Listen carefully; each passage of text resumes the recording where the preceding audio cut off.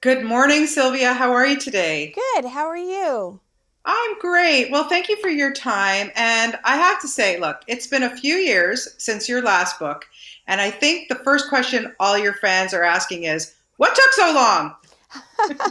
I needed to take a break. I had some family commitments, some family health issues that came up that required a lot of my time and attention. It was important that I set aside time to do that. And I honestly, I just needed a break as well. The Crossfire series was, a 5 year long journey of traveling the globe and putting out 5 books in 4 years. So it was really an opportunity for me to kind of rest, recharge, and refocus on my family. Well, good for you. And then you finally decided you were going to sit down and you were going to tackle a new book for us. Butterfly and Frost is I polished through it on the weekend, loved it, and I'm a big fan of this genre. But I want to ask you, what was the inspiration for this one and these characters? Um, so I can't give too much away because I don't want to spoil the story. But Butterfly and Frost, I'm introducing readers to a new character, Dr. Tegan Ransom.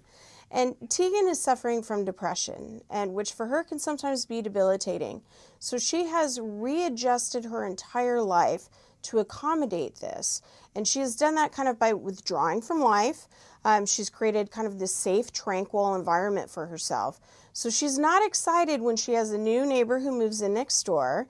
Garrett Frost is this, he's an artist. He paints to loud music. He's very passionate. He's kind of attacking life with both hands. He's very different from Tegan. And yet she recognizes in him, a similar soul, a similar wounded soul. So these two characters are both kind of coming into this relationship as, two people who want to turn a corner, who want to find something hopeful on the other side, to find happiness on the other side. That's the underlying message of the story. And the inspiration for that, for me, was a friend who had a very similar story to Garrett's, whose ending was not as happy. And I wanted to write an ending for him that was happy. Oh, good, good. And your heroine, she is kind of loosely based on a reality star that we all know. Tell me about that. It's kind of interesting to me. Tegan. Yeah, Dr. Pimple Popper, right? I love that You see, show. even I listen, even just saying her name grosses me out. Not her, but what she does. Anyway. yeah, I mean, sometimes I got to tell you, I'm like pulling the pillow up, right? It's like, no, I can't watch. On the other hand, what I love about that show is her compassion as a doctor.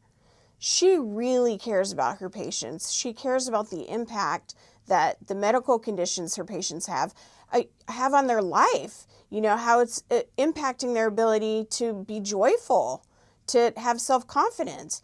That quality in her translated to Tegan.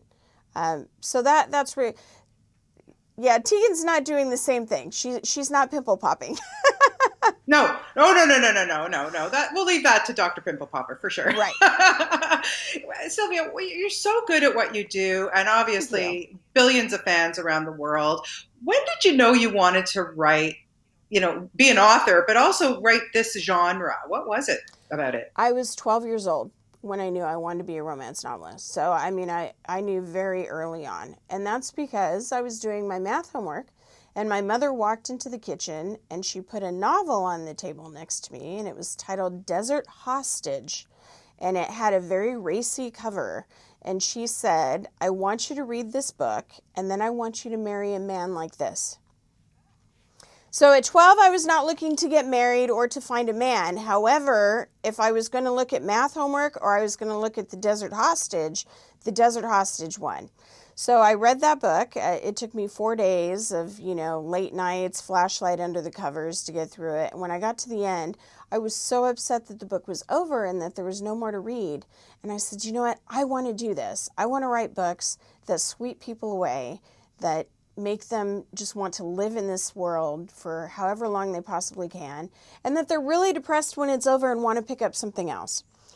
Yes, yes, yeah, for sure. Well, listen, you've done an amazing job at that, and this new book, Butterfly and Frost, again, is going to fly off the shelves. No pun intended. But you are coming to my city, Toronto, on September the 12th. You're going to be appearing at Indigo at the Eaton Center at 7 o'clock, and you're gonna. It's a Q&A, and I'm guessing you'll also sign books. That must be so exciting to be able to talk to the fans and meet them. It is. I'm so looking forward to it. But in general, I love traveling to meet readers. You know, I love doing book signings. I love doing Q&As. I love the opportunity to get more in depth about the book, you know, to answer questions that maybe they don't want to ask me online. And, you know, I love to sign the book for them and to take pictures with them and to share the moment. Good stuff. Well, we'll have you here right in the heart of our Toronto International Film Festival, my dear. So hopefully you'll bump into some actors who you will want to cast in Butterfly and Frost. You see, it all works well, don't you Oh, think? that would be wonderful. Well, have a wonderful day. We'll look forward to seeing you here in Toronto. Best of luck with the new book. And now, of course, I'm chomping at the bit for your next one. So I hope your wheels are turning. And they sure are. Thank you. Thanks, Sylvia. Have a good You day. too. Bye bye. Okay, thanks. Bye bye.